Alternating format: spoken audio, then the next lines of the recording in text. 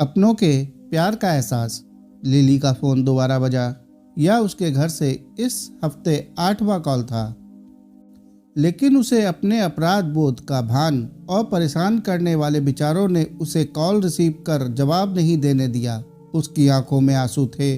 वह मन ही मन सोच रही थी कि इतने महीनों के बाद मैं क्या कहूँ। लिली को अपना कैरियर बनाना था। इसके लिए उसने अपना घर 5 महीने पहले ही छोड़ दिया था। जब वह अपनों को छोड़कर शहर के लिए ऐसे गई मानो जैसे कोई पक्षी पिंजरे से छूटकर आकाश में उड़ान भरने निकला हो। अपने छोटे शहर की जिंदगी को वह पीछे छोड़ चुकी थी। वह मेगा सिटी की चमक दमक में खो जाने को तैयार थी। मेगा सिटी में लिली के पहले कुछ हफ्ते एक रोमांच की तरह रहे।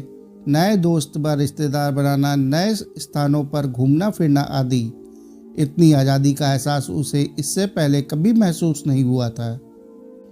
नए जीवन की शुरुआत करने की सोच उसके भीतर इस कदर हावी हो चुकी थी कि इस चाहत में उसने अपने पुराने जीवन से पूरी तरह से खुद को किनारा कर लिया था। इस चाहत ने उसे अपने परिवार को अपने मन से दूर धकेल दिया था।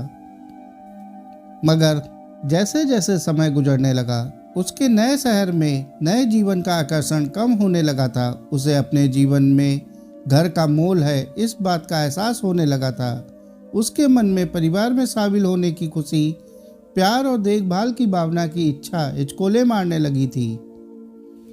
वह अपने घर परिवार के लिए तड़पने लगी थी, लेकिन उसे यह समझ नहीं आ रहा था कि इतने महीनों की फ़ोन कॉल और घर के लोगों से भावात्मक दूरी के बाद आखिर करे तो क्या करे। वह इसी उधेड़-बुन में पड़ी थी। तभी दोबारा फ़ोन की घंटी बजी, मगर लिली काफ़ी संकोचित मन से जवाब दे पाई। कॉल रिसीव करते ही उधर से आवाज़ लिली के कानों में सुनाई दी। लिली, मेरी बच्ची, सब खैरियत तो है ना? तुम हम लोगों का फ़ोन क्यों नहीं उठा रही थी? हम सभी लोग काफ़ी परेशान हो रहे थे। जब उसने अपने माता पिता की आवाज़ सुनी तो उसे दिलासा हुआ। वह अपने पूरे परिवार के साथ रहने के लिए तरस रही थी, जो उससे बेइंतहा प्यार करते थे। भले ही वह कहीं भी क्यों ना रहे या उसने कुछ क्यों ना कर दिया हो, हर स्थिति में वह घर की लाडली थी। लिली ने फ़ोन पर झिझकते हुए कहा, पापा, मुझे आप सभी की बहुत याद आती है। क्या मैं कुछ दिनों के लिए घर आ सकती हूँ? बिल्कुल, ये तुम्हारा ही तो घर है। मैं इस हफ्ते के अंत में तुम्हें लेने आ जाऊंगा। यह सुनकर तुम्हारी माँ भी खुशी से झूम उठेगी, लिली के पिता ने जवाब दिया। क्या आप मुझसे नाराज नहीं हो? मैंने शायद ही कभी आपको कॉल किया हो या फिर आपके फ़ोन कॉल का जवाब दिया हो। मैंने आपसे हमेशा बहाना बनाकर बोल देती थी कि मैं व्यस्त हूँ, जबकि मैं खाली रहती थी। मुझे बहुत खराब लग रहा है, लिली ने अपने पापा से कहा।